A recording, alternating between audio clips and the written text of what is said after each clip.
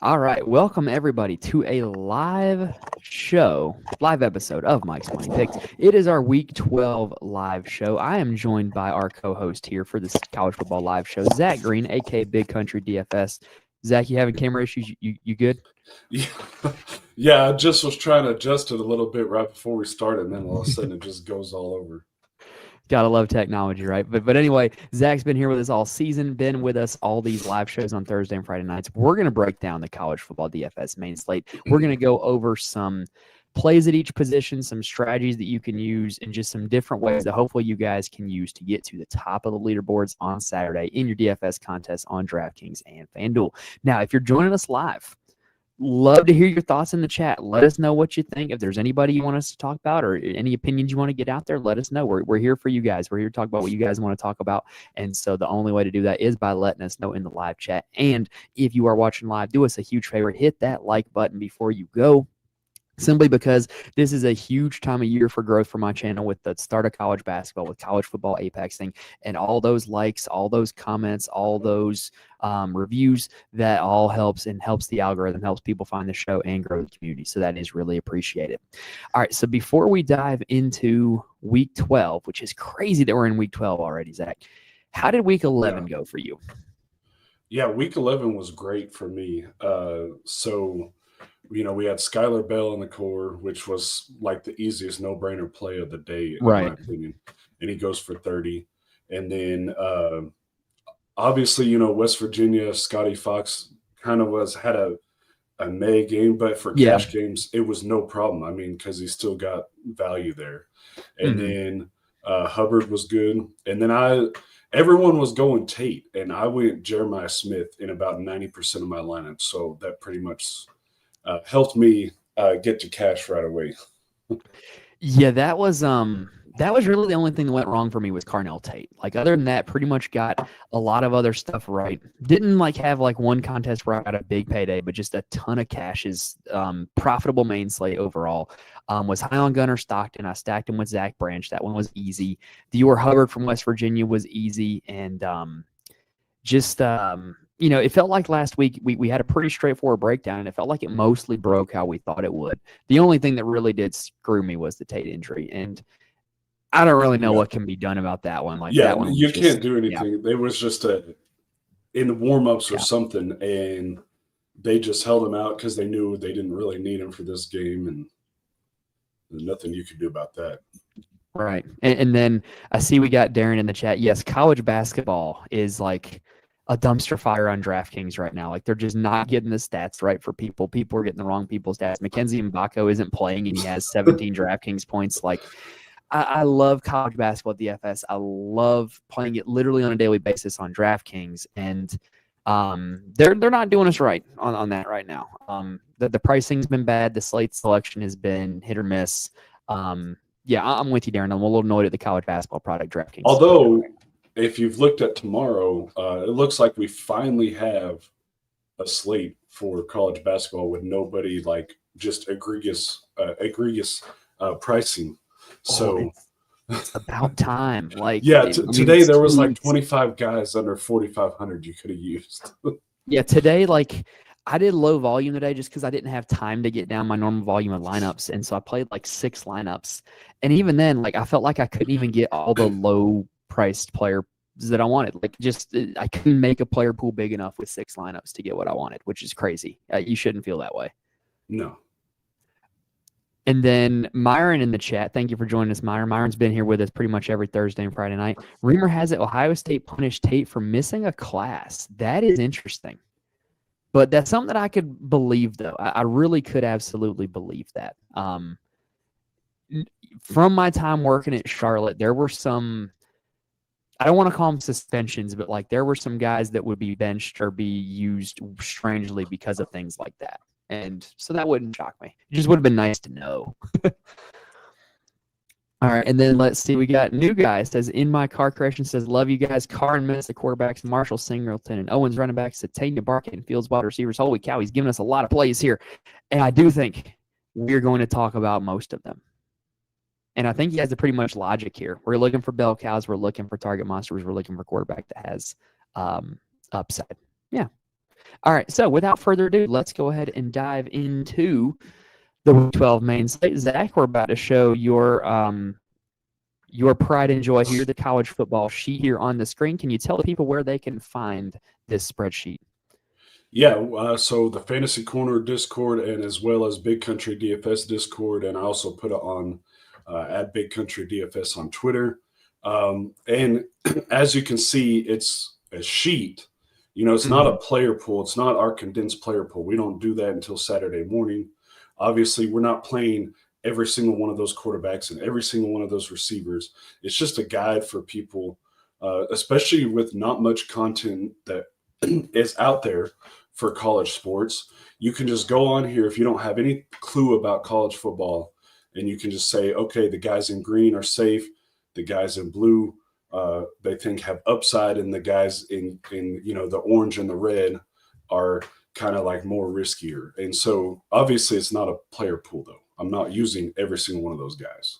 Yeah, that's good to point out. There's been a little buddy on Twitter that has been quite vocal at you about this. This sheet is not a player pool. It's a way of organizing thoughts and ranking plays, basically, and color coordinating it, right? If somebody's going to be in green, then they're a safe play. They're probably going to come in with fairly high ownership. Whereas if you got blue, orange, or red, then that means they're probably going to be lower owned, less safety, but maybe some upside, right? So it's just a very quick way of organizing thoughts from a top-down perspective that you guys can use to see just kind of the bird's eye view for a lot of the different players here on the slate, as opposed to, this is not a player pool. This is not like us telling you who to play. This is us telling you your options of who to play.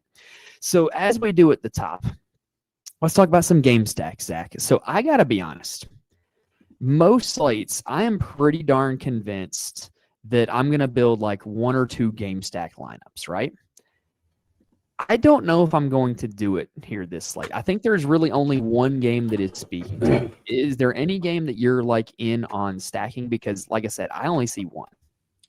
There's basically two, and I say that loosely. There's one I want to stack, and it might be one that people aren't thinking about. I don't know if we're even on the same page on that one.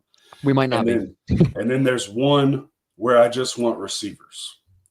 Okay. I don't want the quarterbacks. So you might be able to guess that one. Maybe. I think I figured that one out. Is the one where you want the wide receivers Duke, Virginia? Yes, Duke, Virginia, because I don't like the price. I don't like Mensah whenever he's over 7,500. Obviously, we don't even have a clue if Chandler Morris or who the quarterback's going to be for Virginia. But guys like Trell Harris and Cam Ross and those other guys can still get there. Doesn't matter who the quarterback is. And then, of course, Barcate, he's a stud.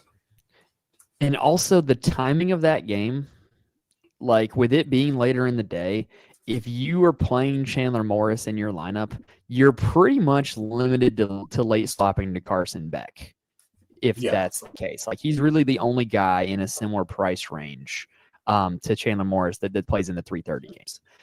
So I like to call on the receivers there. The game that I was talking about stacking is Cincinnati, Arizona. Like we've just seen Cincinnati game stacks work this year. If you remember the Cincinnati Kansas game where Jalen Daniels of all people threw for 400 yards, the Cincinnati Iowa State game where you had Sorsby and Rocco going back and forth. Like I just see there being a potential for this one being back and forth. And there's definitely I'm not the biggest Noah Fafita guy, but I really do like Brendan Sorsby. We're going to talk about more about him in the quarterback section, but I do think that that's a game that I'm going to be building a few stacks of. Yeah, Myron's already – people are impatient. They're beating me to my sneaky pick. That was exactly what mine was going to be, was North Carolina State and Miami, because Miami's down their star defensive back again. Last time that was whenever Jordan Hudson went off for SMU. And like he says, C.J. Bailey, he's going to play in the NFL. He's not a slouch quarterback. Yeah. I like him. I really do. Like he's going to get paid. Yeah, I think that spread's a little too high. And we have Mark Fletcher out on the other side for Miami too. And so I think it's going to be very condensed. We're going to have Beck, Tony, Daniels on that side.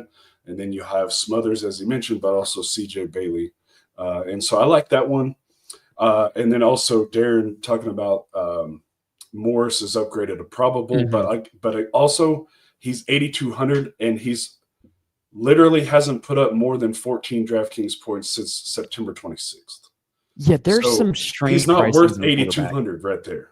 Yeah. It's like if you play it, kudos to you, but I don't care how bad a defense is when he's 8,200. Right. Okay. So I believe that pretty much covered it with the games, right? Yeah, I mean, you look at those really ones, all the ones in red. In red, you're only playing one guy from that game, period. And then the Texas A&M, the Arizona State, the Alabama, the Texas Tech, you don't want to full stack those things. Mm-mm. There's going to be more defensive. Texas Tech's probably they could win 48-7. Like I agree. I definitely think Tech covers that spread. I really do. Central Florida is just terrible this year. So now let's switch gears a little bit. Let's talk about the quarterbacks. Now, again, I'm not telling you guys to play every single quarterback on the sheet. We're going to talk about the ones that we're going to be playing, right? So I will say when it comes to quarterback, I think the high-priced options this week, it's a little bit different from what we normally see on a slate, where normally you have like 5 or 6 guys that you feel like can break a slate that are high-priced. I'm really not seeing that this week. Going from Taylor Green down to Brendan Sorsby, and then you've got Heinzel, Reed, Simpson, Mayava, Mateer, all in that 8K range, and Morris and Mensah kind of rounding it out. Is there anybody that you really like in that kind of high-priced area of quarterback, Zach? Because I got to say, there's not a whole lot that appeals to me, just a few guys. Yeah, so I was looking at that thinking the same thing. I always like playing Taylor Green just because of the rushing upside. Sorsby, but then I'm not going to play Simpson. I'm not really interested in Maeva because they could just, it's going to be a low-scoring game. Heinzel's going to throw a lot, but yeah. Marcel Reed, they could blow out that one. Mateer, still don't really fully believe he's fully healthy. Again, Morris, we talked about. So really, it's just those two guys at the top, and then everyone else, I'm just kind of like, yeah, I don't really. Yeah, and see, we got our guy Dial Bill in the chat. I could not agree more with that. Like, Tech could score a ton of points, and they could just spread it out with all these different skill guys, which is also part of what makes it really hard to play Baron Morton. Like, Baron Morton is a really tough play, in my opinion, up there at that price tag. He has not had a good game since pretty much September, and he just doesn't get the volume and the touchdowns that he needs to pay off that price tag. So, like a lot of the high-priced quarterbacks I'm not here for. I'm probably going to be fading Taylor Green. I've had the working theory the last 2 months that Taylor Green is a G5 merchant. Like, when he goes up against group of 5 competition, when he goes up against bad SEC defenses, he looks really good. And I happen to think LSU is a pretty good SEC defense this year, which has not been the case throughout the last half decade. So I'm probably just going to fade him. I like Sorsby at 88. Now, on paper, Arizona is a pretty tough matchup, that they're one of the best passing defenses in the nation statistically.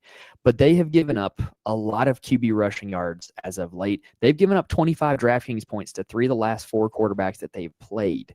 And so I think this is just a really good spot for Sorsby, with potentially having Evan Pryor out to use those legs, rack up touchdowns. And as we talked about earlier, this could be a game where you could stack with it just going back and forth. So I really do like Sorsby there at 8,800. But the rest of that 8K range, I mean, maybe Marcel Reed? Maybe? Yeah, I'm pretty much 100% in agreement. Also, with you on that, with picking one between Green and Sorsby being Sorsby. But pretty much out on the other guys there.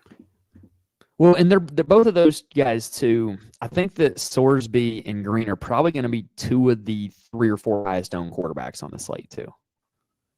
So if you pick one of them, you're kind of like just going ahead and limiting your ownership, which is kind of a good way to start your lineup. Yeah. Okay, so let's get caught up in the chat. So I see we got Darren in here. Seinfeld reference. Do you remember the Van Buren Boys episode? So I have seen every episode of Seinfeld, but it has been so long. I do not remember this one, Darren. I'm sorry.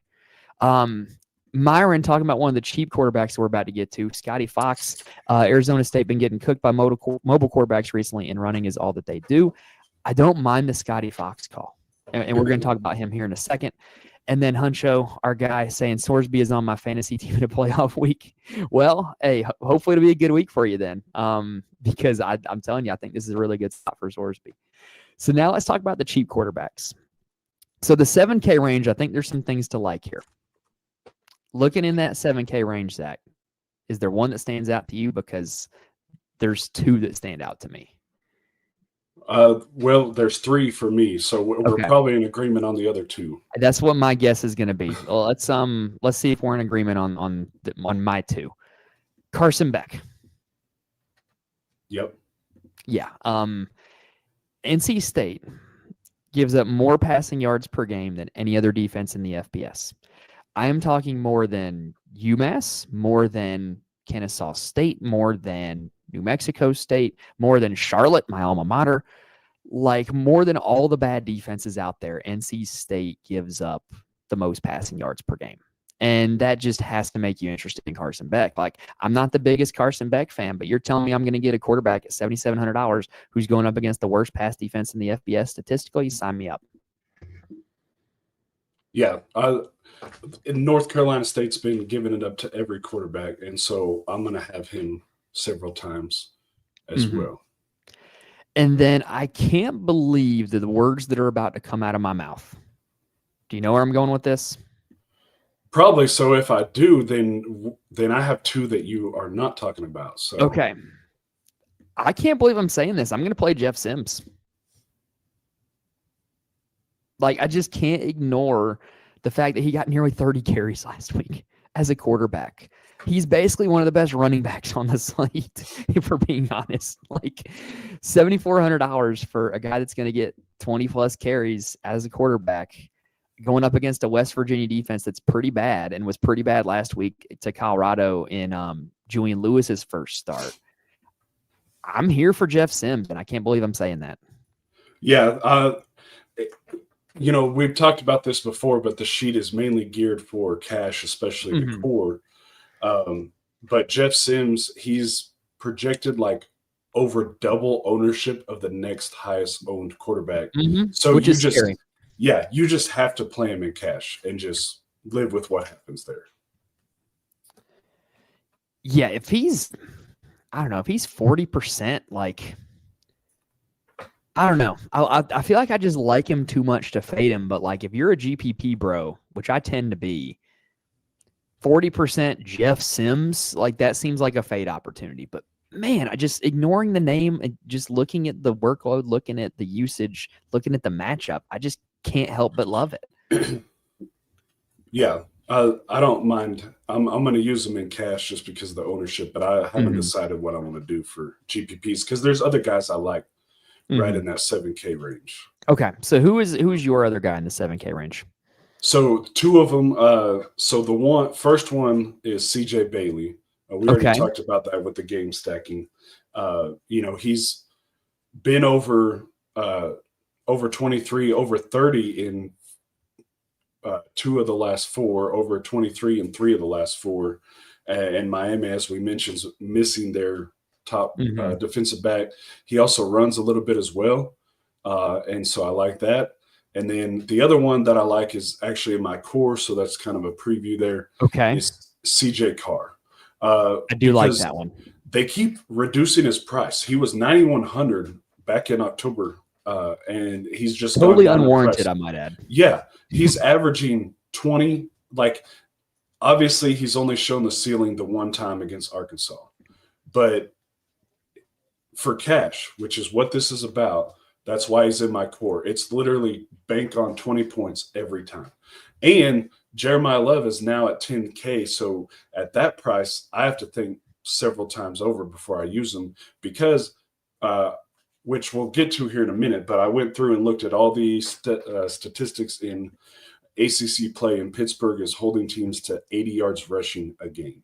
And so if there was a game where Notre Dame just comes out passing, it's going to be this one because Pitt can be had on the passing.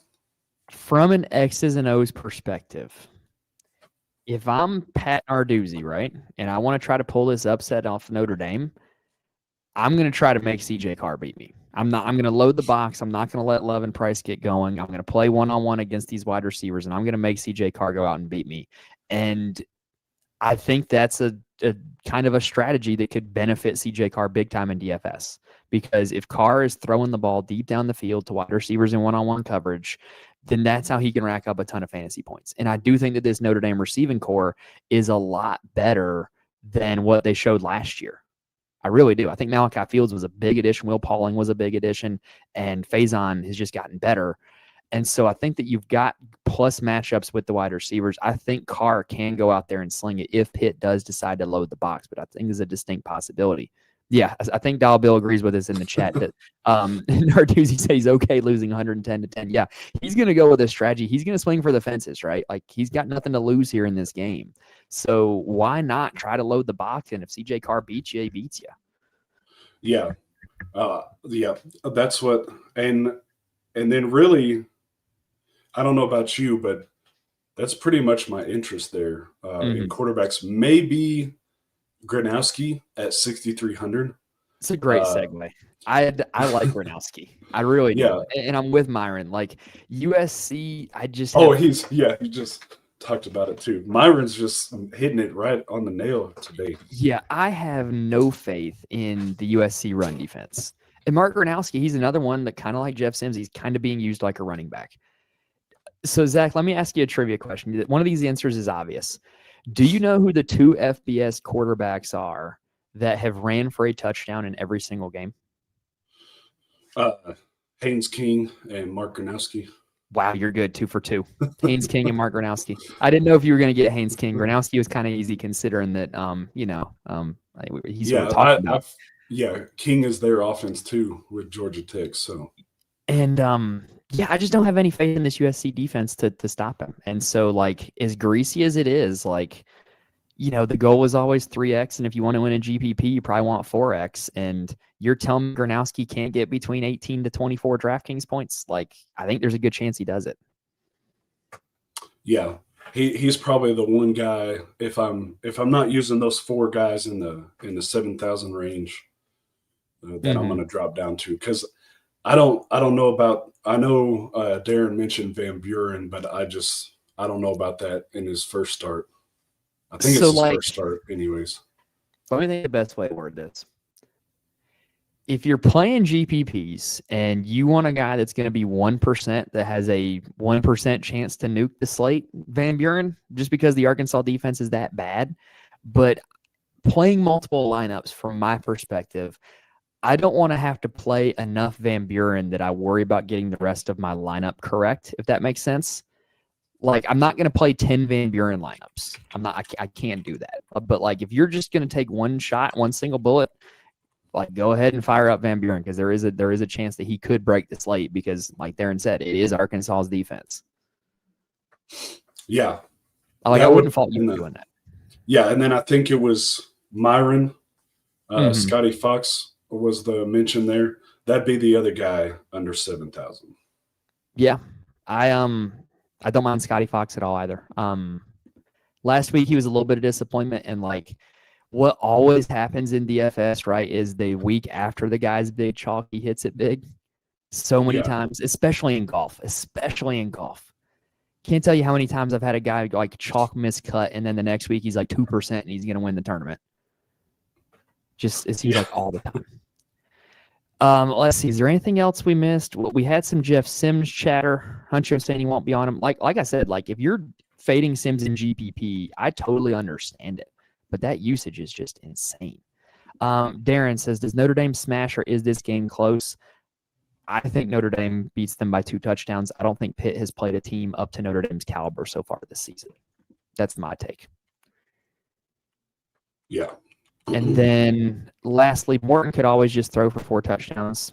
He could, but I kind of like two other guys on his team a little bit better. Do you, Zach? On which? Sorry, I was Texas Tech. Oh yeah. Yes. Yeah. And so let's go ahead and talk running backs. Just perfect segue there. I kind of like the running backs on Texas Tech this week. Cameron Dickey. He's getting the workload. As much as we've banged the drum for Jacoby Williams, apparently the Texas Tech coaching staff does not watch this show because they continue to give Dickey more carries than Jacoby Williams. But Williams' explosiveness coupled with the matchup makes him a very safe play. And I just think that when you look at both these Texas Tech running backs, I think both Jacoby and Cameron Dickey got to be in your player pool tomorrow. Yep. I currently have Jacoby Williams in cash lineup again. Everybody. That's the thing with like Scotty Fox 15 at 6,200 in cash. That's great, especially for his ownership. Not going to Jacoby hurt you one bit. Williams, yeah. Jacoby Williams 13 again, great. He barely missed a touchdown 2 or 3 times. Like he's this close. Like he's still providing enough floor at 5,000 because they keep his price so low. But he's that close to having 2 or 3 touchdown game and smashing the slate every game. Yeah, like that. I think the best way to phrase this: Jacoby Williams is going to break a slate eventually. Yeah, it's going to happen. He's going to have a game where he breaks off 2 75-yard runs or like catches a screen pass and goes 80. He's going to have one, and I'm going to be on it when he does because I'm not committed at this point. I've played him too much. I love the guy. I love watching him play. Like just as a fan of college football, I love watching him play. Which, by the way, Zach, are you a YouTube TV person? Yeah. Did you know we have ESPN back now? Yeah. Thankfully, I never lost it because of ESPN Plus. But yeah. Oh, lucky you. I've been in trouble. Like I've been stealing my dad's account on stuff. Like I've been in like a wasteland almost trying to find games to watch. And the long national nightmare is over. Now we got YouTube TV back for Disney. So I'm getting the quad box back tomorrow, and I cannot wait. Anyway, back to running backs. So we talked about the Texas Tech guys. I think that was a great starter point. To love or not to love tomorrow at 10K, is that too expensive for Jeremiah Love in your eyes? So in my opinion, I kind of already segued to it. And it might be risky. It's always risky, but you got to take stands somewhere, and you just got to live with the results. You got to stand by your decision, put it out there, and who cares? People make fun of you if you get it wrong. Well, hindsight's 20/20. If we all knew what was perfect, we wouldn't be sitting here playing it because we'd be on the beach somewhere retired with millions in our pockets. But at 10,000. I'm leaning very strongly to a full fade because, like I mentioned, Pitt is holding teams to 80 yards rushing in conference play. It's 86 yards on the season, so it's pretty much every game.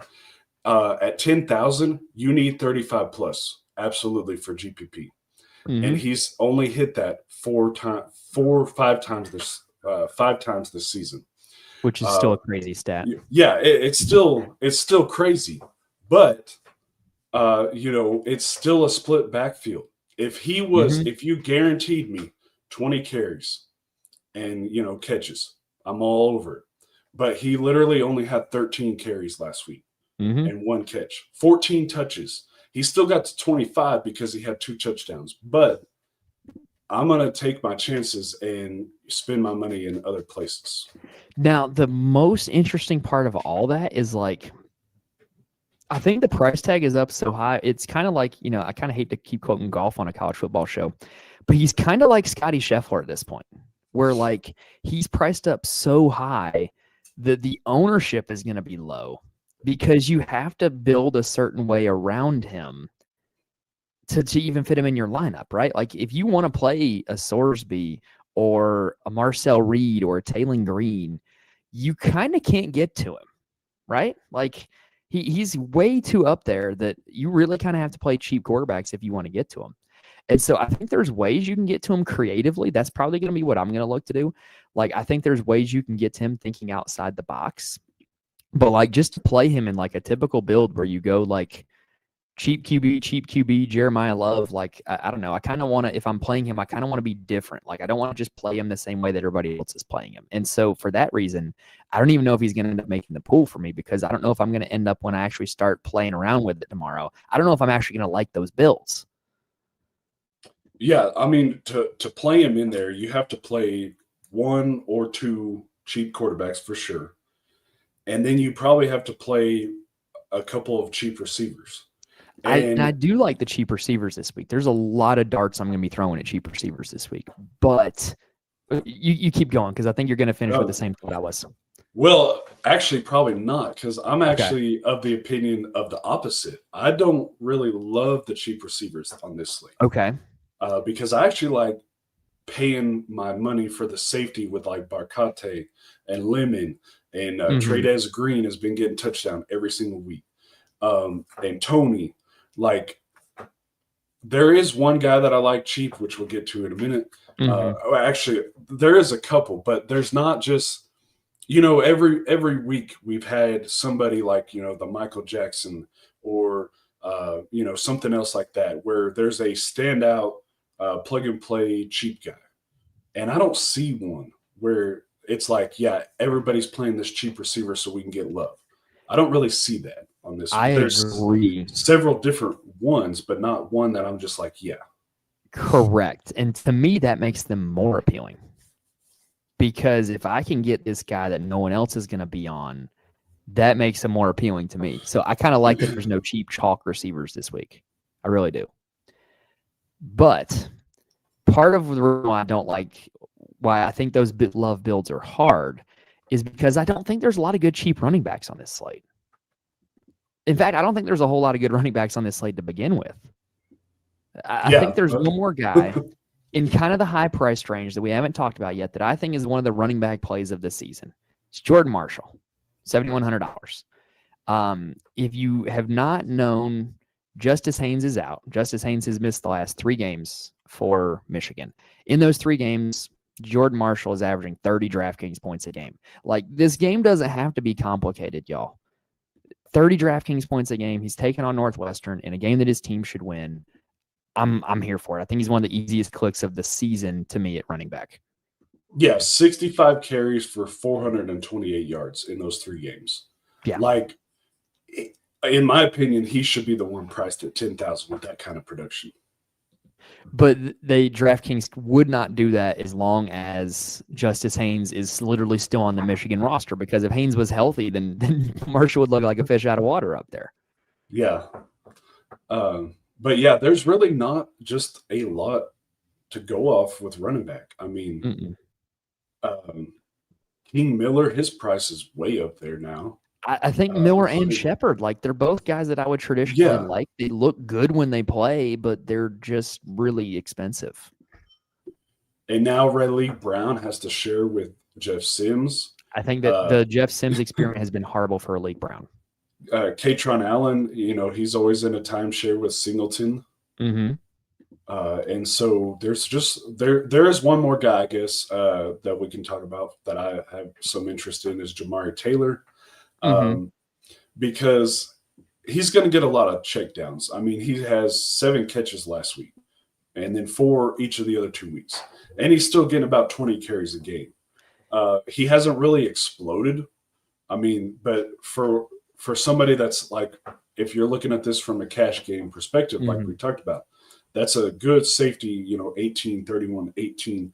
He had an 8, bad game, and then 21, 20, 14, 9. And so when you only have 1 or 2 down games in your whole box score there, it's a nice safety guy. But like we mentioned, he's only been over 30 a couple times. So it's just another one of the upside things. Then there's the Northwestern guy. I just don't know a lot about him. And Michigan, they're not USC and Nebraska run defense. USC was giving up 140 a game, and Nebraska was giving up 170, or might have had that flip. But either way, Michigan's giving up 100 or less a game to running backs. Yeah, I'm not eager to target a running back going up against Michigan. Like, in the history of college football, I can't remember the last time I was like, yeah, let me play this running back against Michigan and just having it work out for me. Like, I can't remember a single running back just going off against them. Yeah, I do like, again, Myron's all night long. I do like that. Reuben Owens, I'll probably use him some because his price is so down. I just get the feeling like they're like it's going to be a Marcel Reed game for them, not an Owens game. I just get the feeling. Like, because Owens, he's so touchdown dependent. If he gets you a touchdown, you're going to be sitting pretty instantly. But if he doesn't, if Reed vultures or Reed throws it, that could go haywire quickly. But Yeah. so transitioning now, though, the 5K range, we already talked about Jacoby Williams. We love him. I think we're both in agreement on Harlem Berry. You think Berry's a good play tomorrow? Because I sure do. Yeah.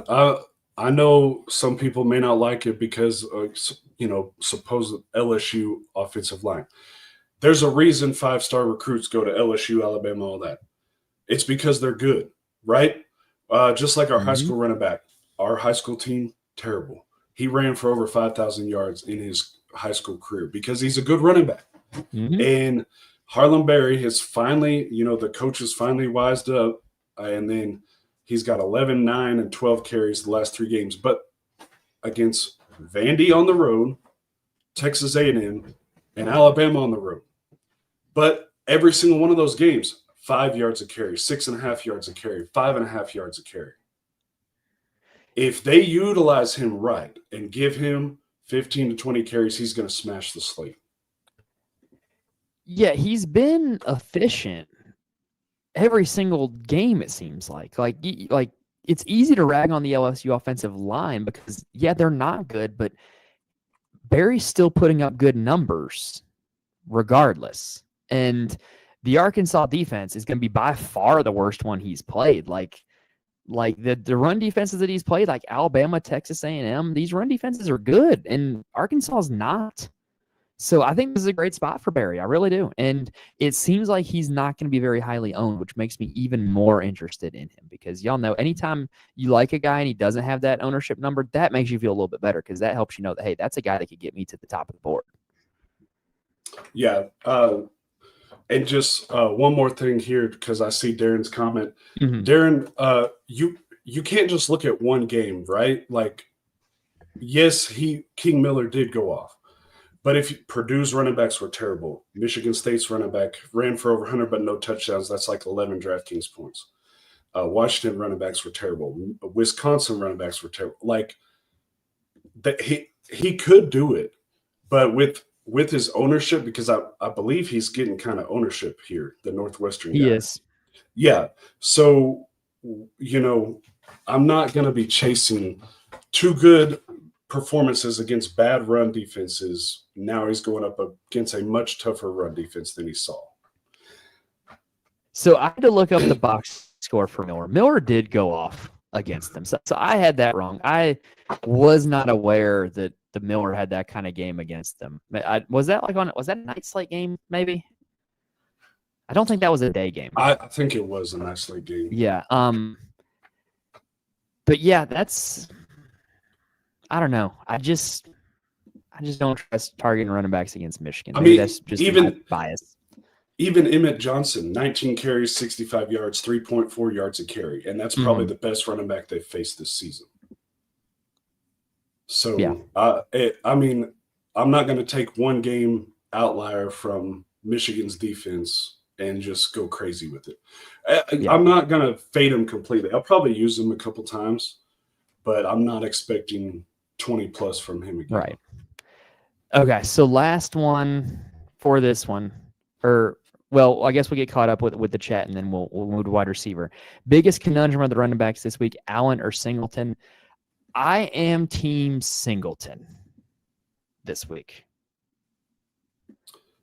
Yeah. So that's tough because I'm always like, yeah, just go with the cheaper guy in a running back by committee. And, that's partly my thinking.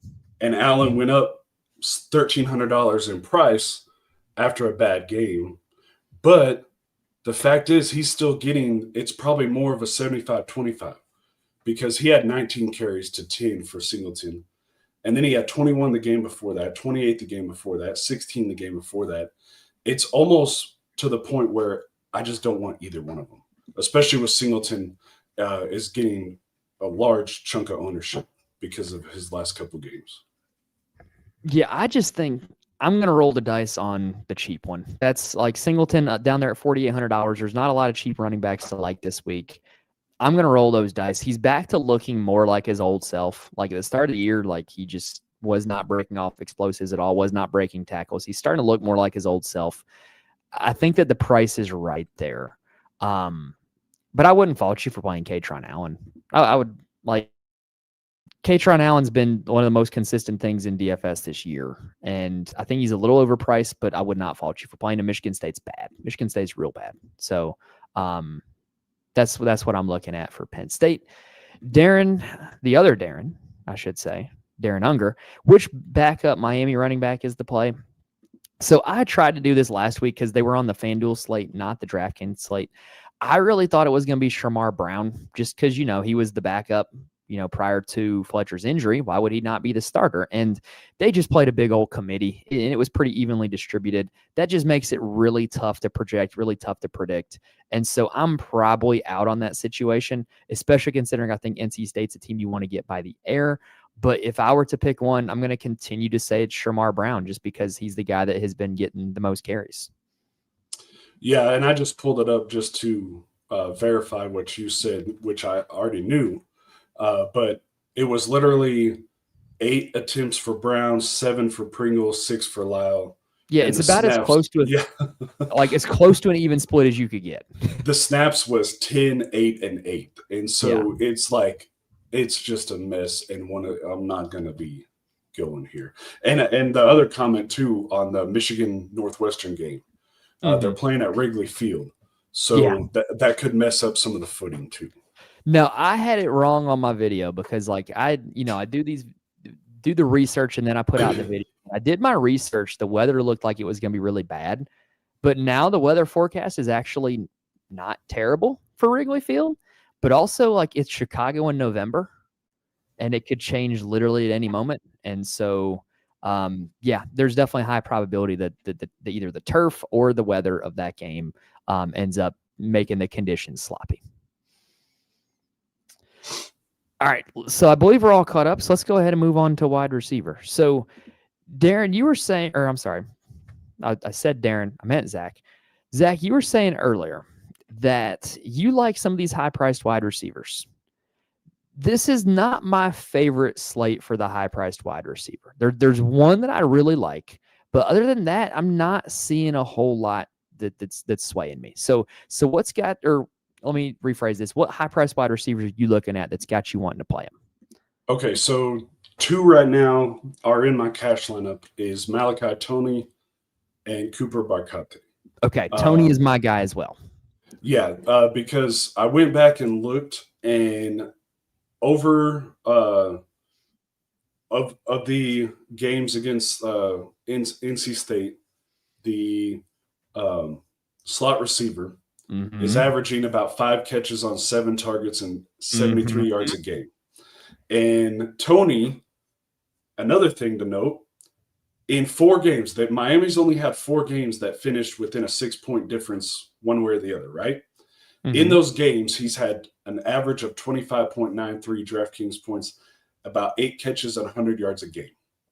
So he had 6 for 82 and 1 touchdown against Notre Dame, 7 and 102 and 2 touchdowns against Florida State, 9 and 135 against Louisville, and 9 and 70 against SMU. So, in other words, when the game is close, Malachi Tony's their guy. Yeah, he's their go-to guy. The other thing I looked at was I looked at the target splits with and without CJ Daniels because CJ Daniels is back. Because I did hear somewhere this week, CJ Daniels is back. That's going to decrease Malachi Tony's target share. It really was pretty much the same whether Daniels was in or out. Tony was still the most targeted guy when Daniels was in and when Daniels was out. It really didn't fluctuate a whole lot. So I'm not using that as evidence against playing Tony. I think Tony's just the same guy no matter what. And it's going to help him more because they can't just focus on shutting him down now. They can't shift a guy over because you got Keelan Marion or somebody on the out wide, so they're just going to try to double team the slot. You can't do that with CJ Daniels there. And so he just seems to me he seems almost like Skylar Bell last week, just one of those lock and load. And so the other guy that I like, as I mentioned, is Barkate, because it seems like everybody is going and chasing Keyshawn Brown. But his floor is literally 0 to 5. Oh yeah, he's had some complete duds. Trust me, I And know. Trust they me. also have Higgins and Anthony that could overtake Brown at any moment. But the consistent factor, again, for cash games, as we talked about, is Cooper. He's never been below 10 points a game. He averages 19 DraftKings a game. Just a few weeks ago, because I remember it well, I was one of those that thought it was a Keyshawn Brown game. Mm-hmm. And that was the game that he went for 13 catches, 172 yards, and broke the slate. That was the Georgia Tech game, right? Yes. Yeah. Yeah. And Virginia does not have a good pass defense. So those are my top two. Obviously, it's hard not to like Lemon anytime he's on a slate. And he just had 42 last time. But also it's, a tougher matchup. And then Ryan Williams, he hasn't really shown the upside, but he's also, we heard a report, a couple weeks ago that he had been dealing with an injury. And so maybe he finally breaks out here. So Ryan Williams is kind of like, I'm trying to think of like an NFL example of this, but just a guy that if you played every single week, you would probably steadily lose money until the week where he pops off. Like, maybe is Tyreek Hill that maybe? Yeah, probably. No, I think Hill's better than that though. So I don't know, but it's just a guy that if you played him every single week, Jamison Williams, that's who I'm thinking of. Jamison Williams is my example for this. If you played him every single week, AJ Brown's a good nominee as well. If you played him every single week, you would probably be down most weeks. But the 1 week he goes off, you would get all your money back.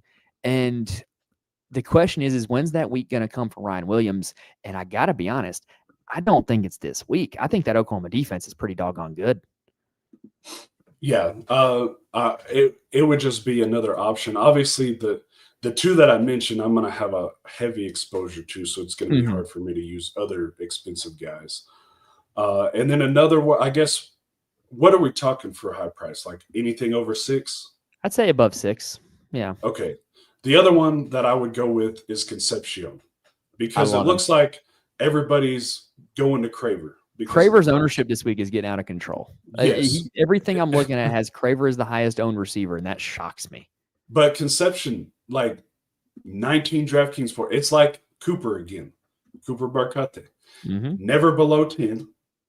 9.5 if you want to, grind my gears over half point. And the last 3 weeks, he's got a touchdown every single game. And so if everybody, we've talked about this almost every week, if everybody is flocking to the one receiver on a team for ownership, get the other guy at half to none of the ownership. I feel like that strategy works more often than it doesn't in college football, especially when you look at the totality, the difference in the target shares between these two receivers is not that big. Like, if I see everybody flocking to Craver, I think it's a great week to zag and go with Concepcion. Like, we saw this the other way around like a month or two ago where everybody was on Concepcion and it was Craver, or it might have been the same thing where everybody was on Craver and it was Concepcion. Like, we've seen this happen with this team. We've seen it happen with other teams. I think that's a very valid strategy. Yeah. And so let's see, let me go through. The mid-tier does not, the mid-tier does not have a whole lot to like for me this week. It really doesn't. Satanga, I actually have something to talk about. Again, using somebody from the same team. You go for it, because I'm not here for the Oklahoma guys, but see if you can talk me into it. Okay. Well, everybody's always in love with Satanga, right? But people forget that Deion Burks was projected to be the guy for them, right? And been quiet most of the year. And of course, Mateer went down. That didn't help the offense at all. But in the last 2 weeks, he's got 10 catches. So he's kind of sneaky, in my opinion, at 4,200, especially as a pivot off some of these other guys that are right there. Especially if you're wanting to play Oklahoma receiver.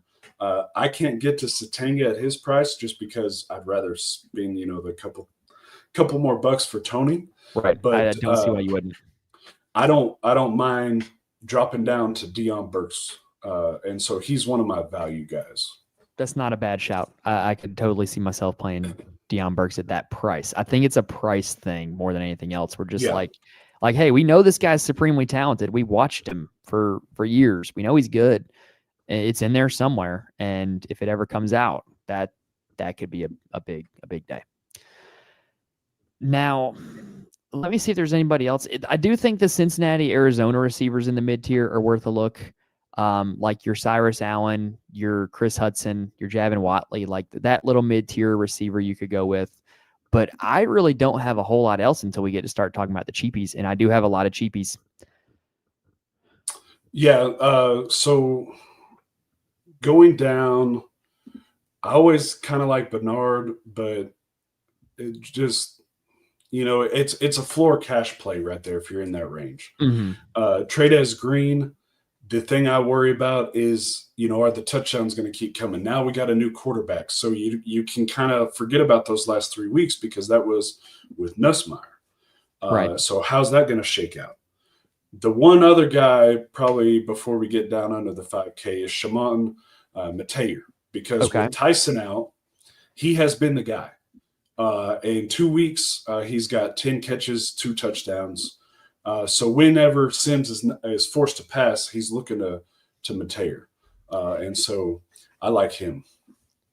See, he's going to come up here in a minute, but there's another dart throw that I'm going to make from that offense other than Mateer. Okay. I said, I have a lot of ideas that I like this week. Yeah, I might have an idea who you're talking about. Okay. Like for real, I have just there's a ton of cheapies that like I really like and I'm going to have in my player pool, and they're going to be like super low owned, and if some combination of them goes off, then I'm going to win all the money. And like Darren and Myron were saying earlier, I won't retire if I win all the money, I promise. Yeah, no, I was just making the comment obviously about it's fun to do it. It's fun, talking to, if you haven't checked it out, come and talk to the Fantasy Corner Discord whenever 2 minutes into a college basketball game, we got the whole slate on tilt. And then the guy ends up with 40 points or something. Nothing is tilting like in college basketball when you play a guy and he picks up that second foul 2 minutes into the game and the coach sends him right to the bench. You're just like, oh, night's over. It's like 7-10 and night's already over. And then he comes back and he gets 30 DraftKings points or something. But yeah, that's one great part of the Discord is like we're all in there together. It's a shared experience, right? Like it's what makes it so fun. It's what makes DFS so fun. It's just the roller coaster of emotions on a daily basis playing this game, right? So you ready to talk cheapies? Yeah. Okay. So you want to go first or you want me to, or? I'll go first. And you want to do it like elimination style? Like we'll just keep going until we run out? Because I don't have a lot on them because, they're cheapies, but I do have a lot of cheapies. Yeah, that's fine with me. I like Malachi Fields. At $3,700, he's the downfield threat for this offense. I think they're going to have to throw downfield. He's one of the cheapies that I'm going to be looking at for sure. And I think you can stack him with CJ Carr. I think a lot of other people are going to opt to play Faison because he's going to project better because of the volume. I'd rather have the downfield targets with Fields.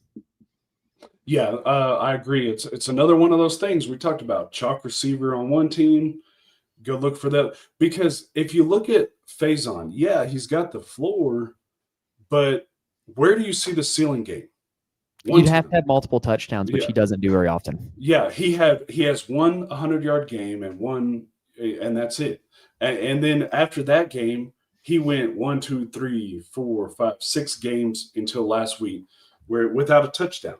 And so it's one of those cash plays, but I'm not really interested in GPPs with him.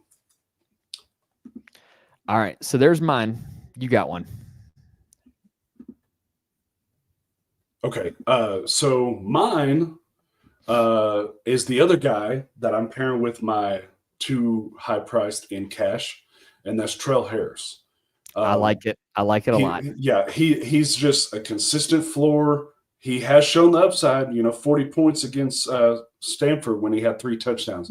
Am I expecting 3 touchdowns? Obviously not. But 17, 12, and 12.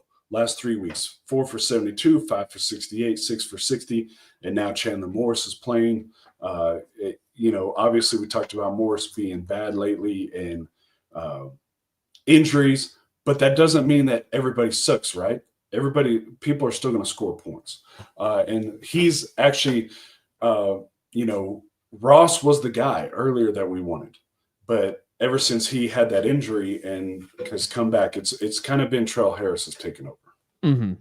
Sorry for my distraction there. I saw Clemson had first and goal again, and I started watching it, and Adam Randall scored again. I was Team Davidson over Randall tonight, so it's not a good night. Yeah, I was about to get really mad. I was watching my because I did Drayden Bradley and cash for college basketball, and he had a 0 5 minutes in. I'm like, what is going on? They just haven't scored it. Well, it was that, but also he hadn't done anything. Literally, the rest of my lineup for my cash line is fire. Reed has 27, Sturts had 38, Malone has 16, and Mikey Lewis has 24. In the first half, like Mikey Lewis was like the dumbest. Mikey Lewis was such an obvious play. Like that was so easy. Didn't have to think twice about that one. Okay, so you actually took a guy that I liked as well, which is good. Okay. Those guys that I have left. Okay, we don't have them on the sheet here, which is fine. I will share the screen on my other tab. I like Noah Rogers for NC State. They did not have Justin Joly last time they played at Georgia Tech. And in that game without Joly, Rogers operated as the wide receiver 1, 7 catches, 72 yards. He's only 3,300. He's looking more and more every week like he's CJ Bailey's guy. $3,300 for him. I'm here for it. Yeah, I like that, especially because there was a report that Jolly was good to go, and now he's listed questionable. Right, still listed questionable. So and so yeah, I like that because, like we talked about, somebody from NC State is going to have a big game. Mm-hmm. So guessing that right. So my next guy is Raylene Sharp for I like that one Arkansas. Because 3 of the last 4 weeks he's had 14 or more DraftKings. He's the clear number 2 to Omega Blake. But again, just like Satenga and Burks, you got one way up there and then you got one way down here. Right. So why not take people a shot? Are going to be playing Blake too. So why not take the ownership discount? So I like Sharp. We don't have him on the sheet either. He's a teammate though. We got a teammate on the slate. Caleb Goody is questionable for this game for Cincinnati. I think if he is out, that opens up a lane for Jeff Caldwell. And Jeff Caldwell, we've seen him time and time again. He's a guy that can catch deep passes. And if Cincinnati's going to get loose a few times here in this one, I think a little Jeff Caldwell, $3,200, that's a guy that I could play. Oh, even better. Goody's helpful. That's even better. Yeah. Jeff Caldwell, $3,200. Boom. Yeah, so let me That's what's nice. We can edit in real time here. Google Sheets, amazing technology. And then with that, same team, I don't have as much conviction on it, but Joe Royer, you can't go wrong with a 3,300 tight end that he's going to get looks too. I don't mind Royer either. I really don't. I just don't think he has the upside because he's not going to get a 50-yard touchdown. Correct. Do you have any more cheapies? Because I've got one more I really want to talk about. Let me make sure. Go ahead with yours while I go through and make sure I'm not missing anybody that I was. Okay. So I alluded to it earlier. It's Jalen Moss for Arizona State. 7 targets last week. Now, the Jeff Sims experience, 7 targets only turned into 3 catches because that's what Jeff Sims does. But if I'm playing me some Jeff Sims, and I'm stacking him up, $3,100 for a guy that's being used like a wide receiver 1. Sign me up for some Jalen Moss. Yeah, I agree with that, especially because I think, like we talked about, people are going to be playing Mateer or they're going to be playing Malik McClain. Mm-hmm. And so any of these, and that's what you want. Like a funny story, if Darren's still here, I don't know.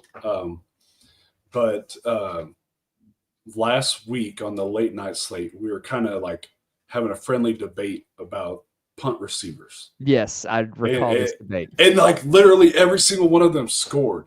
Like the Brandon White was the Hawaii kid. Yeah, Brandon White, he ended up getting like 10. Barney had 11 with a touchdown. The one dude from a bad team. From Oregon State, I think. Reed or something had like a 60-yard touchdown. Mhm. And so it's worth it to just take these shots because especially most lineups, you're probably going to be ending around 45 or below where you need somebody. Don't just throw all your marbles in the one basket because as we know, somebody could get hurt at any time. Yeah. So, and college football, like we talked about this in the Maction slates in the Discord too. Like, is that your dog? Yeah, she's barking at the, I don't know what. Live television, y'all. So we talked about this with the Maction slates. How many times have we seen on a Maction slate some random 3K receiver score a touchdown and like the guy at the top of the leaderboard is the one that has them, right? It's kind of the same concept, but just on a bigger scale where like there's guys that are in this like 3K range on this slate that you can actually like and feel good about putting in your lineup. And, you put a few in a lineup, you play a few lineups with, kind of a rotation of a few guys. And if one of them hits it big, that's one way you could end up at the top of the leaderboard is calling your shot on one of these 3K receivers that ends up scoring a touchdown. Yeah. And so my last guy, I think it was Myron. Yeah. When he's talking about Hoffman, Roger Stack. Mm-hmm. So Hoffman would be another one, 3,200. And he's got a touchdown each of the last 2 weeks.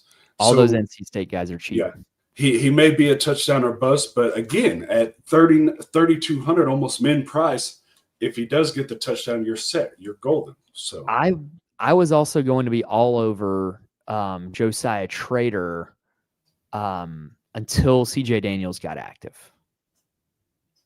And I was going to be over Trey Spivey until Chris Hunter got active. Like we were going to have even more for this segment, but now that Daniels is active for Miami, I don't know if we can feel confident about Trader.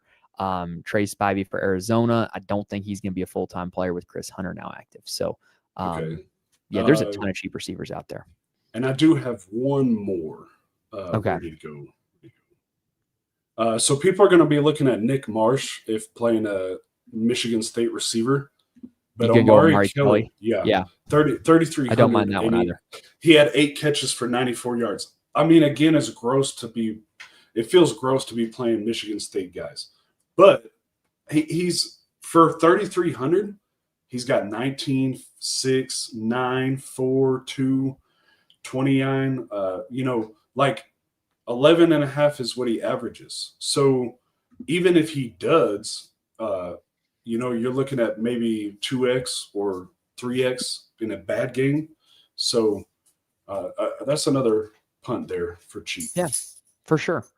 I'm pretty good on receiver now. How about you? Yeah, I think I'm good too. Okay. So that's actually a great segue because Darren's question, favorite running back for cash, not named Marshall and Williams. Well, Zach, let's go ahead and talk about your cash game core 4. So keep in mind, this is a cash game core 4. So, we got our little buddy on Twitter that likes to call you out for your cash game core 4. We're not taking into account ownership. We're not taking into account like this guy's going to get you all the money. Like we're taking into account, hey, these guys are good, safe plays that you can comfortably put into your lineups and project for a decent amount of points for your cash game lines. So who is your core 4 for the cash games here this week, Zach? Yeah, so we already talked about several of these guys. Jordan Marshall, yep. It's like Mikey Lewis tonight. Like, what are we doing here with this price? And then CJ Carr, we talked about being 20 a game every single week. Pittsburgh is holding teams to 80 yards rushing in ACC play, but allowing 255 yards passing a game and 2 or more touchdowns a game. Miller Moss had 343 touchdowns. Stanford had 336 and 2 touchdowns. CJ Bailey had 284 and 4 touchdowns. Tommy Castellanos had 245 and 3 touchdowns. So you get the picture. Decent quarterbacks have lit them up. Mm-hmm. And then Malachi Toney, we already went over that. If you go to to tell people on the sheet, if you go, there's a write-up section if you want to read all that. And then the last one is Harlan Berry. This one, if you want to say one has a little bit of risk, it'd be this one. But also the price it factors in that risk, right? At 5,100. 100%. Because they've been playing good teams. Number 17, Vandy on the road. Number 3, Texas A&M. Number 4, Bama. You went through that gauntlet of a schedule. He still averaged 5.6 yards a carry in those 3 weeks as a 5-star running back and put up 55 yards rushing in each of those games.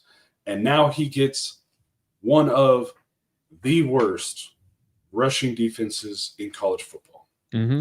Truly. So what can he do here? Right? It's a perfect breakout spot. Yeah, they're giving up 200 yards a game rushing. So even if you're like, oh, well, he only had 50 yards and a touchdown. Well, that's 12 right there. That's not bad. And I feel like I'm showing my age here, but like about a decade ago, is this not the time that Leonard Fournette started breaking out? Like his freshman year, you know, he was the 5-star running back, came onto campus and had a real slow start to his career and then kind of broke out in November. That's kind of what LSU does with running backs. Yeah, I'm going to try to look it up real quick if I can find it. But I think so. Mm-hmm. And again, like we talked about, it's not a really good slate for running backs. Unless you're paying up, you got to pick somebody. Right. And Jacoby Williams, I feel like I like him, and he's going to be in my cash lineup too. But it's still about the same amount of risk, in my opinion. Right.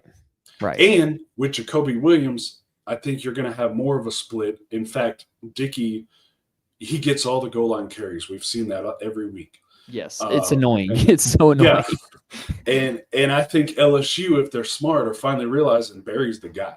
Yeah. So, yeah, Fournette, he kind of had some hit or miss games. I mean, he had a good game against New Mexico State early in the season, but then you get to, it was about October 25th, 100 yards over Ole Miss. The last 2 games of the season were his breakout. Had 143 yards and 2 touchdowns in the bowl game on just 11 carries. So that tracks with what we were talking about. So yeah. All right, it's gonna about do it, I think. We got Darren saying Teddy or Rodgers. Who's the pick? I'm going Rodgers. I wouldn't fault anybody who picked Teddy. In fact, there are some people who watch this show that would probably say that, hey, just because Mike said Rodgers, pick Teddy. But I'm rolling with Rodgers. That's my guy. And then what is the Penn State secondary like? I mean, they're okay. Like they're not this like big fearsome unit like they were last year. They're okay. I wouldn't. Tate and Smith combined for 11 catches, 147 yards and 3 touchdowns. So that kind of answers the question. And Charlie Becker for Indiana has 7 for 118. Killed him last week. Yeah. Just this random white guy just killing him. So I mean they're not anything to worry about. It's more, I wouldn't be worried so much about their secondary. I'd be worried about the quarterback for Michigan State, getting them the ball. Well, we've got potential Miller Moss hero time now, by the way. Clemson's going to be punting with about 2 minutes left. Does Miller Moss have it in him? To be determined. If you're watching this on Saturday, you're going to know whether or not Miller Moss pulls it off. Okay. Next one, Darren says 2 questions, not necessarily DFS related. Who is playing in the ACC championship? I'm going to go Georgia Tech SMU. That is going to be my pick. Georgia Tech SMU. And then what is Country's dog's name? And can he get his own segment? So I don't really have a pick on the ACC. I mean, I'd probably say Georgia Tech's probably going to get there. But who knows? I mean, Virginia Duke's probably going to go a long way to determining that. So I actually have 3 dogs. The one that was barking is Ember. She's our puppy, Australian Shepherd Border Collie mix. She's going to be about 2 years. Yeah, 2 years or 1 year. 2 years in January. And she just barks at everything. I'll come home from school and she'll just start barking. That's funny. Yeah. Now, I would pick her up if she would come over here, but I don't know where she's at. We just had a legendary special teams gaffe in the Clemson game. the punter had trouble with the snap. Not to the same degree that Michigan State did a decade ago in that legendary Michigan State-Memphis game. But or no, it was why did I say Memphis? Michigan in the Michigan State. You remember that what I'm talking about? I think so. Where It's the been a while. punter dropped the snap and Michigan State took it back on the last play of the game. It wasn't quite that bad, but the Clemson punter dropped the snap and got tackled. And so now Louisville is already in field goal range. Down 1. So Miller Moss, all he has to do is just hand off to Kewan Brown 2 more times and kick a field goal. All right. So, yeah, I believe that's going to about do it for the slate. And Myron saying Rodney Bullard Jr. random TD coming against Penn State. Yeah, somebody's going to score a random touchdown tomorrow. We know it's going to happen, and it's probably going to be on one of our guys that we play, right? Like that's just how it works in DFS. Yeah. So another side note, this is totally off topic, but Ade Mara, I knew he was going to be chalk, and that was the easiest fade of my life. I agree. I did not play him in anything. He has 13.75. I did not use him one time. I was not chasing that game. And first road game against TCU. So, yeah. Did Pop Isaacs play tonight for A&M? I believe somebody said that his stats was broken too. Okay. I don't know how are you so bad at a product that guys that don't even have the same name or even close to it, you have Federico and not getting stats, and then you have that. Pop Isaacs had 11 points, 2 rebounds. I'm not sure about steals or anything, but that's just what Google That's pretty good. Okay. came up with. Because he was another cheap guy. There was just like so many guys. So when many. you have 11 game slate, which I guess we could talk about that. I don't know if anybody in here, we could talk about that if you wanted to. Or I'm probably not going to have any time to talk about it because I'm like exhausted. Okay. It has been quite the week for me. So I'm like going to literally be turning this off and probably going right to bed. But yeah, if you guys play college basketball DFS, we're strongly considering doing a live show of some form for college basketball season once college football is over. And also, if you do play college basketball DFS, hop in the Fantasy Corner Discord. Lots of good stuff in there on a daily basis. Just with all the people in there we got talking, all the information that's getting shared, getting spread. We love college basketball about as much as we love college football around here. So if you like playing that, then we're going to have some more stuff coming your way for that. Yep. I almost say I like it more than college football because it's just like a double up bankroll like builder because so many casuals just go in there and throw the big names in and without doing any research. Cash games in college basketball, in my opinion, are easier than pretty much any other sport. Yeah, I think it's the easiest ones. Now, granted, winning in GPPs is still very hard. Very hard in that sport. Because pretty much the knowledge gap is so that like there's people out there that are going to have all the obvious plays and have the right combination of the other guys that hit. And it seems that happens every night. Yeah. Yeah. See, we got Random Man. Love college basketball DFS. Us too. Myron, thoughts on the Utah State UNLV game? I think that game is going to be a track meet. Utah State and UNLV, neither of those teams play any defense. I have just not looked. That game. Yeah, I have not looked at the night slate or the late night slate yet. I know I'm behind because this week has been crazy for me. I think that's a game you can stack. And Utah State, Bryson Barnes, if they're on any of the DraftKings slates, play Bryson Barnes in your lineups. That would be my recommendation. Yeah, Calandria is only 7,700, which is a mistake. That's reasonable. That's very reasonable. Yeah. And then both the receivers for Utah State, I think Pagan is 56 or 59, and then Boyd is like 4,600. So. And then Darren says, go Charlotte, beat UTSA. Dude, I would love for my Niners to get a win before the season ends. Now that Sam Houston has won one, it's like the pressure is on because it's really UMass and then us. So, like, if UMass were to win one of these Maction games, it'd be like, oh, man, now Charlotte's the worst team in the FBS. So, I really want Charlotte to get one. And we play Georgia next week. So, we're going to be taking a professional butt kicking for $1 million check when we go play Georgia. All right. Zach, I believe it's going to about wrap us up here. Yeah, I think it was a good show again. Thanks everybody for joining and the questions. Like Mike's always said, the questions help get it going because we have kind of an idea what we're going to talk about, but like today went an hour and 15 minutes because we got a lot of questions and comments and everything. But if not, it might be 35, 40 minutes. There was Bill. more to talk about this week than last week for sure. Yeah. For sure. Like just in terms of the slate itself. Last week I thought was like the super most like point blank straightforward slate that we've had in a long time. And then also I know for the regulars, this is the time where we usually do like the high school sports update. Zach, I believe we're going to be retiring your half of it this week, aren't we? Yeah. So I will just mention something briefly. We're done, so we don't have to worry about that anymore.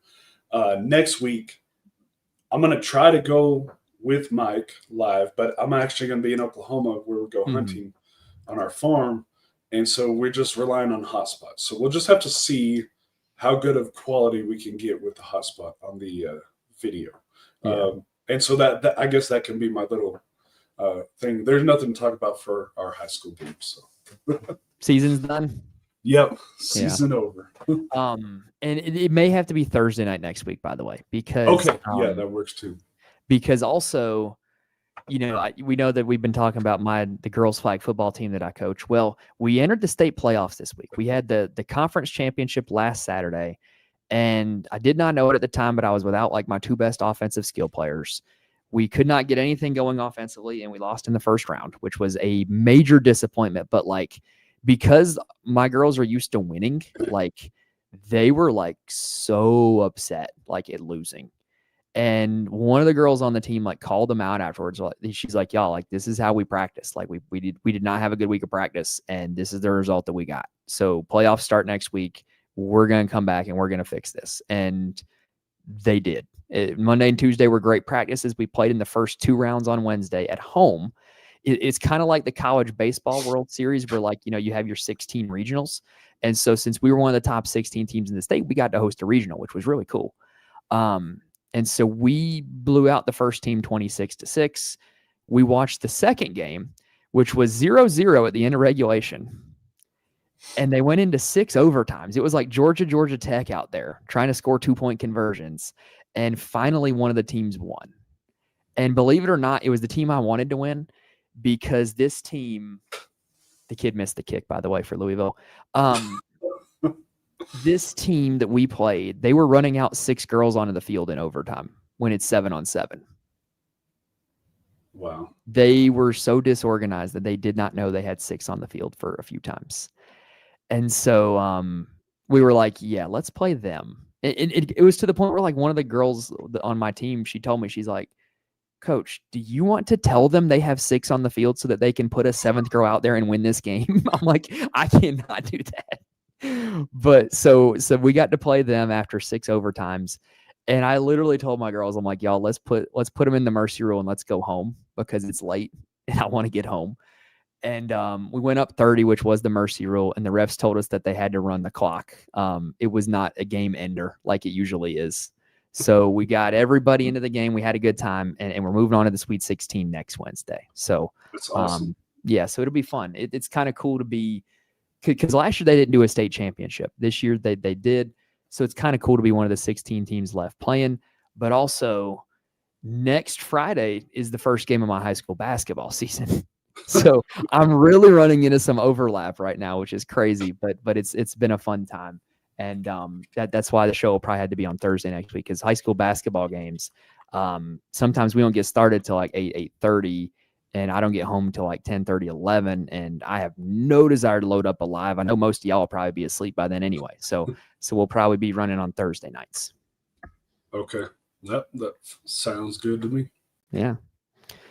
But all right, y'all, that is going to do it for the Week 12 main slate. And also, y'all, don't think I forgot about it. This is the first week of the playoffs for Underdog Best Ball drafts. And so best of luck to you guys if you did any of those best ball drafts. If you're still alive, I've got my advance rate was very average, like just over 25%. So I've got a few live bullets out there. we'll see what happens. The playoffs in best ball are always a crapshoot, but best of luck to everybody in their playoff best ball teams.